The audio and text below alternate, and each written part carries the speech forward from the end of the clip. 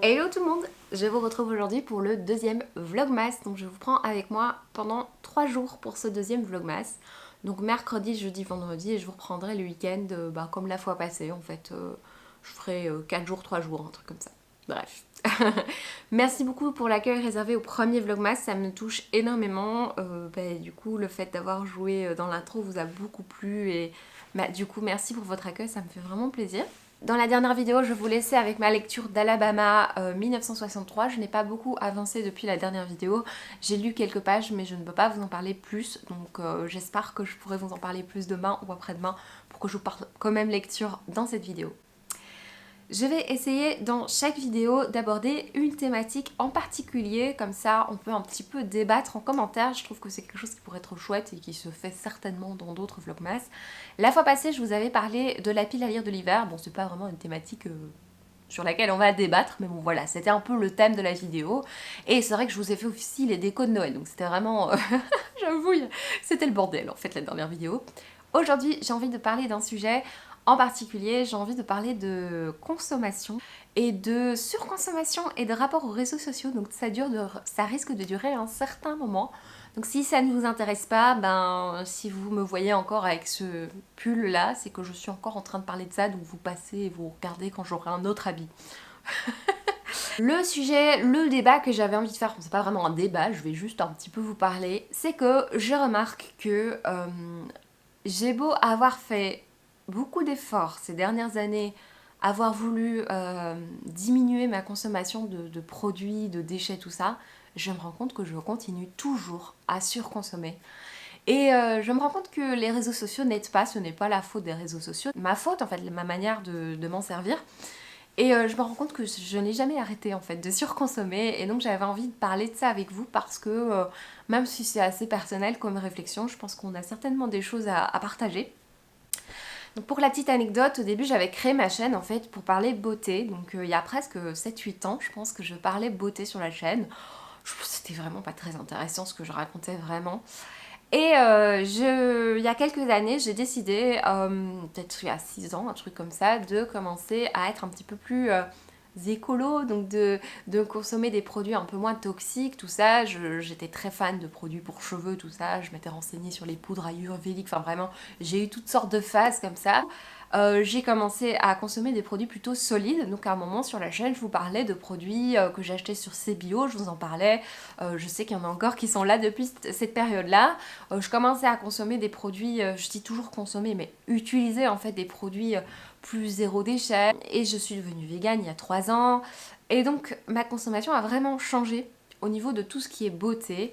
Mais c'est vrai que j'avais un bon paquet de produits, de vernis, de rouge à lèvres, de machin, d'encore avant, et même des produits bio, en fait, je les surconsommais également. Donc voilà, j'ai toujours beaucoup acheté de choses. J'ai toujours eu, je sais pas, cette collectionnite aiguë pour plein de choses. Et à l'époque, c'était vraiment pour tout ce qui concerne la beauté.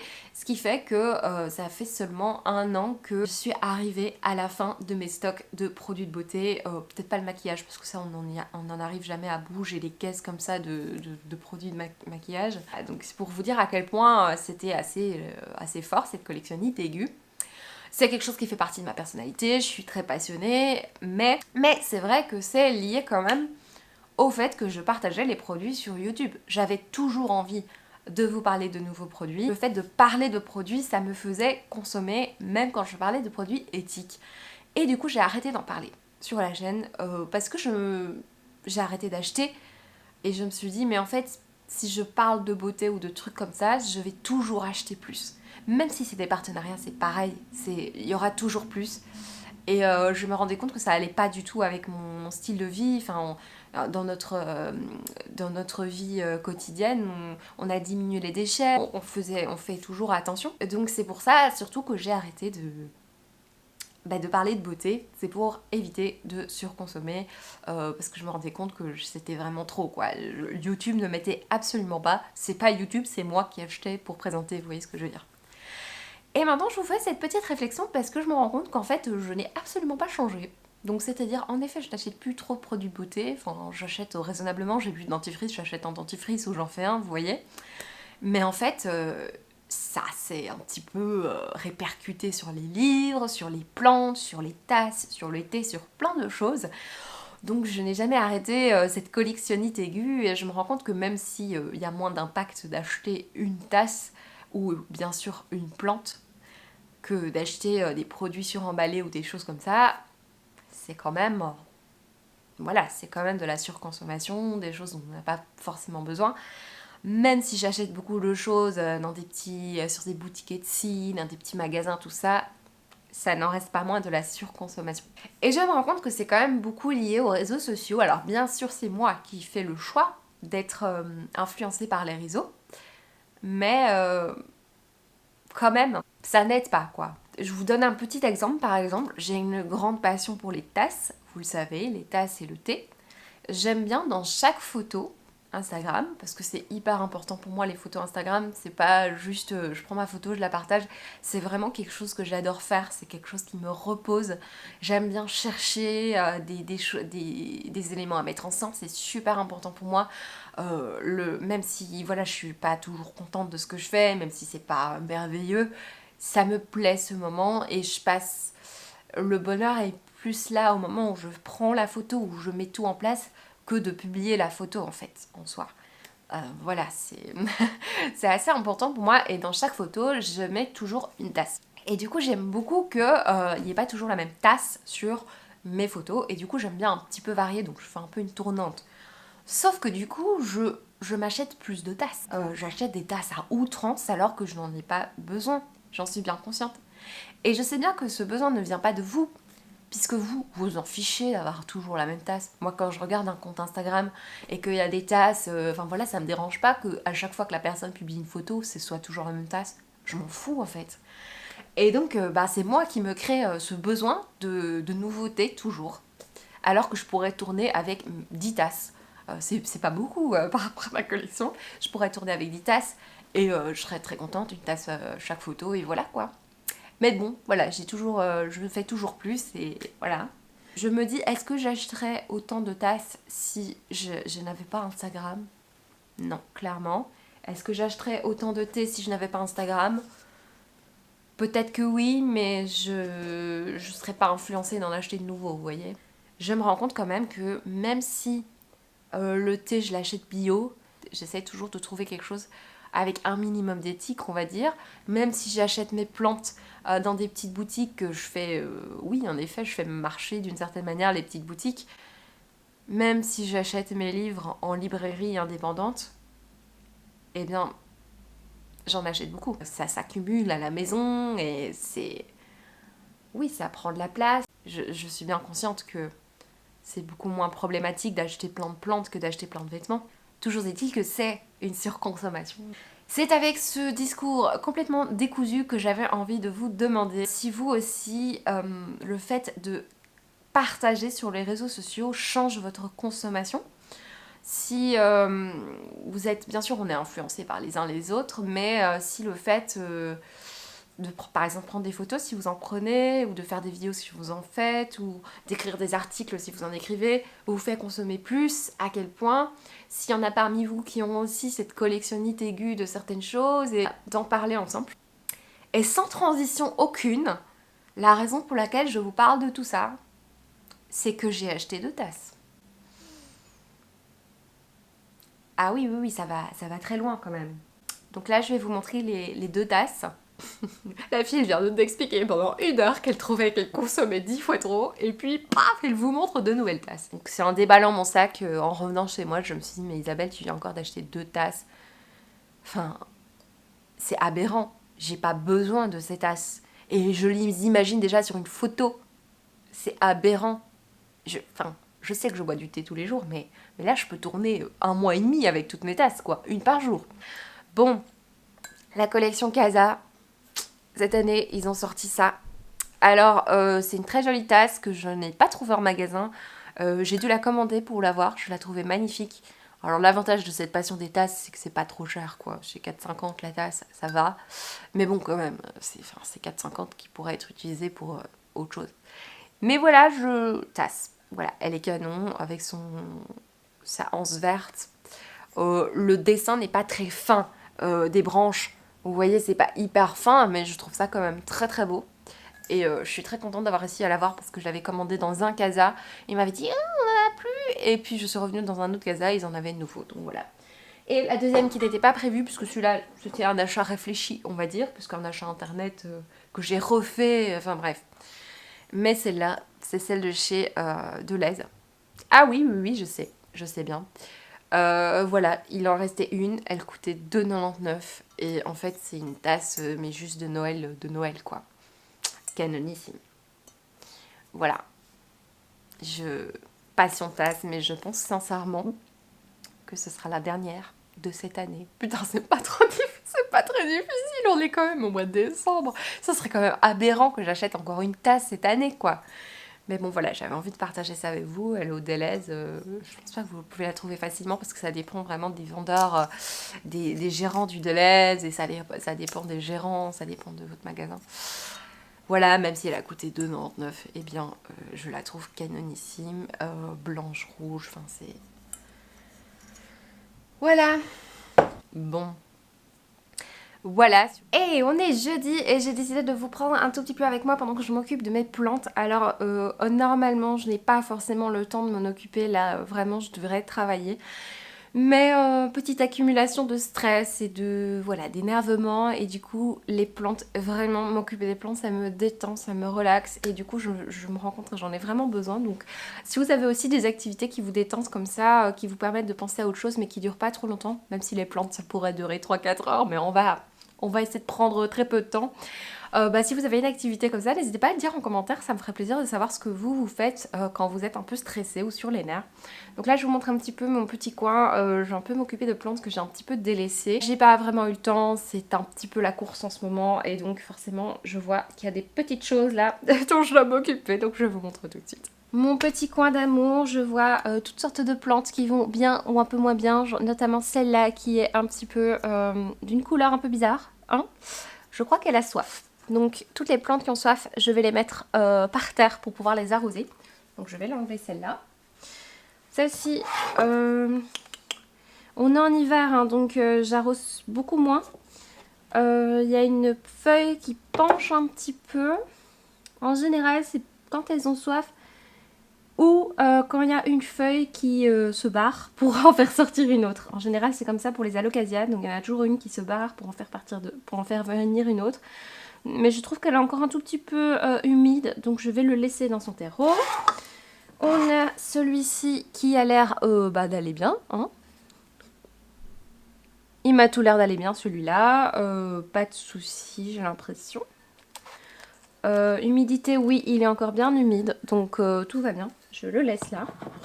Mon orchidée bijou, elle est encore un peu humide, donc je vais pas l'arroser, même si les feuilles commencent un petit peu à courber. Mais je vais la laisser comme ça. Alors, on a l'Ocasia Silver Dragon. Écoutez, ah non, elle est bien sèche. Alors ici, on a une feuille qui ne va pas bien. En général, ça veut dire que elle va tomber. Elle va mourir, hein, cette feuille. Et il y en a une autre qui va ressortir. Ça, j'ai pas l'impression que c'est un problème de la plante. C'est juste son cycle naturel. Mais par contre, elle a soif. Donc voilà, je vais m'en occuper. Elle va très bien, celle-là. Je suis trop contente. Alors, je crois que c'est le Peperomia Hope, celui-là. Écoutez, lui, on sent qu'il a soif quand ses feuilles deviennent un peu molles, un peu flétries. Eh bien, moi, je trouve qu'il est encore un petit peu humide, donc je vais encore un petit peu attendre. Voilà. Ici, on a un philodendron Atom quelque chose. C'est une de mes dernières acquisitions. Il est encore un petit peu humide. Enfin, s'il était humide à 1 cm comme ça en été, je pense que je l'arroserais. Mais là, on est en hiver, il fait plus froid et surtout, il y a moins de soleil en fait. Hein, il y a moins de lumière. Du coup, il sèche plus lentement. Du coup, je vais le laisser comme ça. J'ai l'impression qu'il va bien. On a mon philodendron. C'est quoi ça déjà ? Le Prince of Orange qui tire un peu la tronchasse, mais il a soif, il a très soif. Il a vraiment très soif, donc je vais l'arroser. Il est plus du tout Prince of Orange. J'espère sincèrement qu'il est pas mal. Je pense que ça va, mais je crois qu'il a juste soif. Mais celui-là, j'ai un peu du mal avec cette plante. On a mon Alocasia Velvet quelque chose. Lui, franchement, j'ai beaucoup de mal avec cette plante. Et il ne fait jamais qu'une seule feuille en fait. Il a jamais qu'une seule feuille.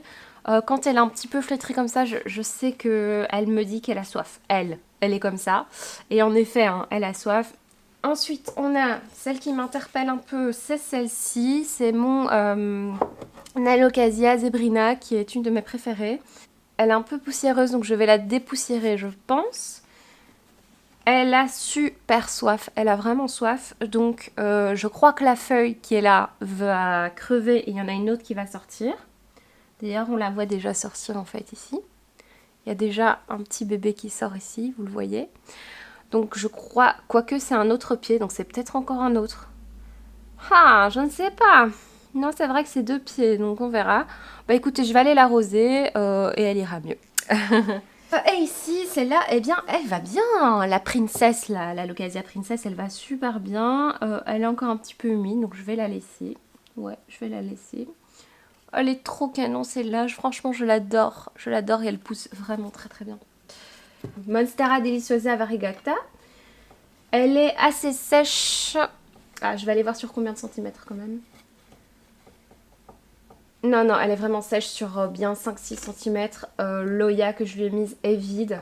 Donc je vais lui remplir son Oya. Donc son Oya est ici. Je vais la remplir.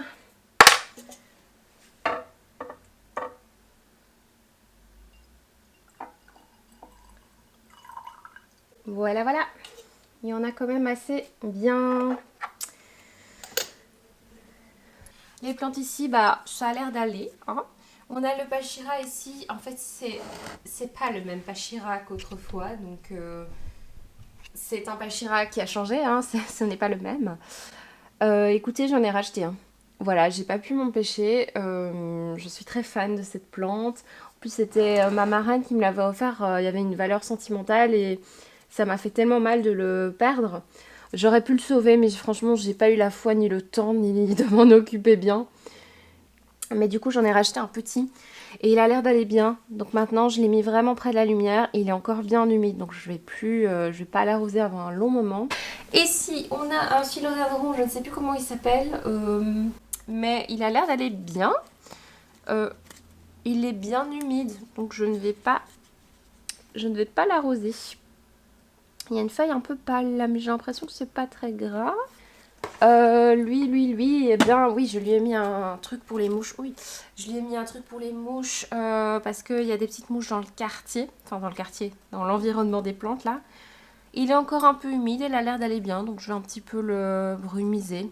Bon, il a l'air d'aller bien, je vais un petit peu nettoyer ses feuilles. Là-bas, on a ma Stromante Triostar qui a l'air d'aller plutôt bien. Elle aime bien cet endroit, elle me fait des nouvelles feuilles, elle aime bien l'humidificateur qui est là. Franchement, elle a l'air d'aller super bien. Je crois que je ne vais rien faire. Quand elle a soif, ses feuilles se recroquevillent un petit peu en fait comme ceci. Et c'est pas du tout le cas ici. Vous voyez, elle est en pleine forme. Elle me fait des nouvelles feuilles. Enfin, c'est magnifique. Hein. C'est quand même beau. Alors, celui-là, le philodendron verrucosum. Eh bien, il va bien. C'est chouette. Je vérifie toujours un petit peu s'il n'a pas des indésirables, hein, puisque ça reste un philodendron. Mais honnêtement, j'avais déjà vérifié, il n'a rien. Parfois, il y a des petites poussières, hein, parce que je dépoussière mes plantes le dimanche. Et on est jeudi, et j'ai vraiment pas le temps de m'en occuper. Mais ça a l'air d'aller, les feuilles vont bien, je vais voir l'humidité. Ah, il commence à être un peu sec. Mais il est encore humide au fond, donc je crois que je vais encore un peu attendre parce qu'il est dans un pot en plastique. Donc ça veut dire que tout au fond, il est peut-être ultra humide, quoi. Mais sinon, il est beau, hein, celui-là, j'adore. Alors, celui qui me pose beaucoup de problèmes, là, c'est mon syngonium. J'ai un souci avec les syngoniums cette année. Bah oui, il est sec. En fait, le problème de cette plante, c'est que je l'ai mise dans un pot. Et un peu trop petit. Il n'y a pas assez de terre dedans. Et du coup, très très vite, sa terre sèche. Donc celui-là, je vais l'arroser. Je pense que je vais le... Je sais pas. Je sais pas ce que je vais faire. J'ai pas trop le temps de rempoter mes plantes là maintenant, mais je vais l'arroser en tout cas. Le philodendron là, il a soif. Il a soif, je le vois tout de suite de loin. Là, en plus, son pot est super léger, même si c'est un pot intercuite. Ses feuilles sont complètement recroquevillées, ça veut dire qu'il a vraiment soif. Regardez, il est pour tirer la tronche. Il a vraiment soif. J'ai tendance à trop peu arroser mes plantes, ce qui est tant mieux, parce que franchement, c'est mieux que l'inverse. Mais lui, il est... Oh, j'adore ces plantes, j'en suis très fan. Écoutez, je vais m'arrêter là pour les plantes. J'ai pas fait tout le tour, hein, parce que quand vous avez vu le plan de tour, il y avait beaucoup plus de plantes que ça, mais j'ai pas le temps vraiment de m'occuper de toutes ces plantes. Donc aujourd'hui, je m'occupe de celle-là. Demain, si j'ai le temps de me poser un peu, je ferai les autres. Et voilà. Voilà, je fais par petite partie de mon appartement parce que sinon c'est pas possible en fait. Je m'occupe pas de toutes les plantes à la fois, sinon c'est vraiment pas possible. Sauf le dimanche où je fais un petit tour et je les dépoussière avec un mélange d'eau et de bière, un petit peu de bière ou alors juste de l'eau. On va s'arrêter là pour les plantes et voilà, je vous reprendrai certainement plus tard, mais je ne sais pas trop de quoi je vais vous parler puisque je ne sais pas si j'aurai le temps de le lire. Parce qu'en ce moment, c'est un peu le rush, voilà. J'ai des petites choses qui me sont un peu tombées dessus là dernièrement qui font que j'ai encore moins de temps. Donc si j'arrive à lire ou à regarder une série ou un film, ce serait bien. Je vous reprends un petit peu plus tard, il y a un colis qui est arrivé, je suis contente. J'ai vraiment besoin, je suis trop stressée, c'est horrible. J'aime pas trop partager mes états d'âme en public, et qui plus est, sur ma chaîne c'est encore plus en public. Mais voilà, c'est aussi le but des vlogs, c'est de partager des instants de vie. Et là, je vous avoue que je suis très très angoissée, très stressée. Et du coup, quelque chose comme un colis, c'est génial. Je ne sais pas ce que c'est. Donc dernièrement, j'ai commandé chez Le Prince au Petit Pois, mais je pense pas que c'est ça. C'est peut-être, ouais c'est ça, un service presse. Donc je vais ouvrir, surprise. Trop bien. Ah, oh il est tout froid, c'est trop bizarre. Oh oui, je sais ce que c'est. Alors, c'est une maison d'édition qui m'a contactée dernièrement. Les Souffles littéraires. J'ai trouvé le nom de la maison d'édition très très joli. Et en fait, le résumé m'a énormément tenté. Je vous montre. C'est ceci. Ça s'appelle Aona, l'appel du Massus Aona. Je suis pas ultra fan de la couverture, pour être tout à fait honnête. Donc... c'est assez rare que j'accepte des services presse récemment là autour du monde imaginaire. Parce que j'adore la fantasy, mais j'ai déjà tellement de livres de fantasy dans ma pile à lire que je n'ai pas encore lu que bon, voilà. Je sais pas si je les lirai tout de suite parce que je suis pas toujours dans un mood pour lire de la fantasy. Ici j'ai accepté parce que je sais que j'ai des vacances prochainement. Et donc que ce sera l'occasion pour moi de lire un peu plus. Donc on a plusieurs personnages qui doivent poursuivre l'enseignement des 4 éléments pour développer leur potentiel magique d'élu. Notre héros, c'est Rhéan Pavlek, il a 16 ans, il a déjà des idées bien arrêtées sur cette course au pouvoir. Et en fait, il trouve, lui, que cette société est hyper archaïque. Et s'il veut éviter le déshonneur de ses proches, il doit accomplir sa quête et se distinguer des autres lors des épreuves imposées. Donc on a vraiment une histoire d'épreuve, quoi. J'aime beaucoup les histoires à épreuve dans les livres plutôt jeunesse. J'ai l'impression que ce sera plutôt jeunesse. Donc il y a 7 novices qui vont devoir faire ces épreuves et survivre à de terribles périls. Et donc c'est écrit par Rexane LS, qui est une parisienne. Donc c'est français. Mais du coup merci à la maison d'édition. Je ne sais pas si elle passera par là, mais merci beaucoup parce que ça va vraiment me changer de mes univers glauques et sadiques, n'est-ce pas? Donc ouais, je suis vraiment contente. Chouette perspective là pour ces petites vacances que j'ai hâte de voir venir, je vous le dis. Bon bah je vais reprendre ma couture. Ça faisait longtemps que le facteur ne m'avait plus interrompu en pleine couture et j'en suis bien contente. Franchement, il a été accueilli à bras ouverts avec le masque, ne vous inquiétez pas.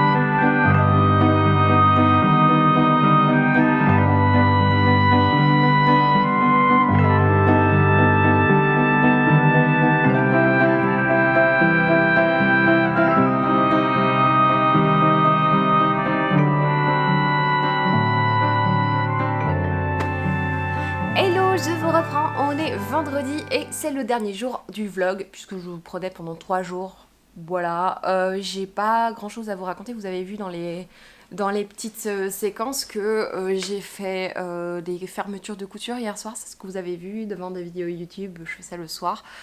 C'est plus c'est pas pour moi. C'est plus relax, c'est plus détente. Voilà, c'est le truc que je fais le soir avant d'aller dormir.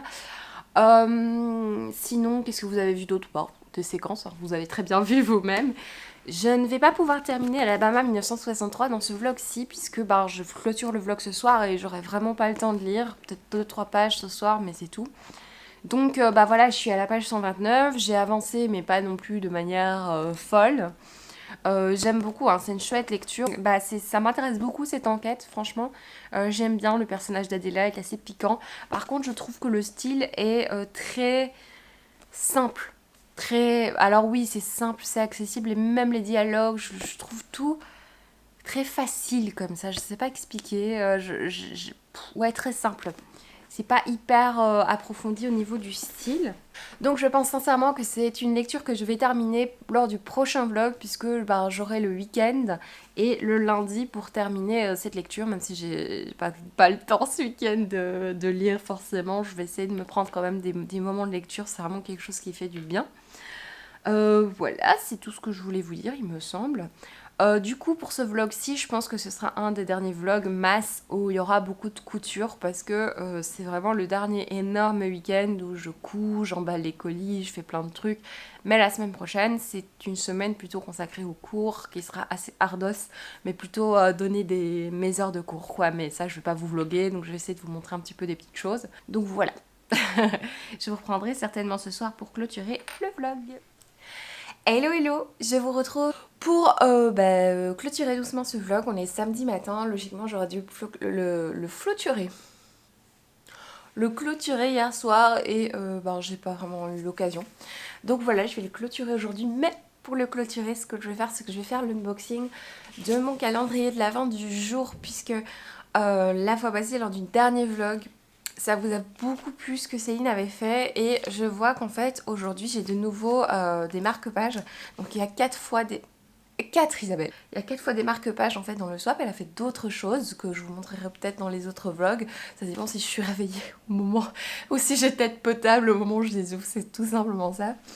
Mais du coup ouais, comme c'est de nouveau une création à elle, j'avais envie de vous montrer ça. Et du coup je vais ouvrir. Le matin, je ne suis pas très réveillée. En plus, samedi matin, j'ai l'impression que c'est encore pire. Je sais que ce sont... Enfin, c'est peut-être un marque-page ou deux. C'est 2 marque-pages. Alors, je ne sais pas du tout ce que ce sera le thème. Je ne sais pas. Oh, trop mignon. J'ai pas vu tout à fait, mais j'ai vu des animaux mignons. Oh, mais non, c'est de nouveau, mais incroyablement mignon. Elle a dessiné, enfin elle a peint à l'aquarelle mon animal préféré dans une chaussette de Noël. Alors, je vous défie de trouver mon animal préféré. Vous avez 2 secondes.